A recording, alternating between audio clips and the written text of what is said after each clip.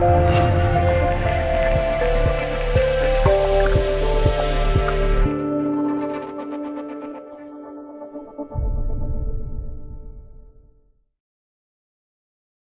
乡下长大的孩子都知道，乡下很多人家都有一片小菜园子，一年四季都种植着各种应季的蔬菜，当然也会长有一些野菜。接下来跟随51养生王小编去了解，有的野菜也是一年四季都有生长的。在自家园子里拔的这2种野菜，吃它能是咳嗽、支气管哮喘，味道有点难以下咽。你吃过吗？马齿苋营养，马齿苋含有丰富的2羟乙胺、苹果酸、葡萄糖、钙、磷、铁以及维生素 E、胡萝卜素、维生素 B、维生素 C 等营养物质。这个菜我们当地人叫它野海菜。海菜的食疗功效：清肺化痰、止咳平喘。海菜所含的海菜素具有镇咳、驱疾、平喘的作用，对痰热咳嗽、支气管哮喘有一定效果。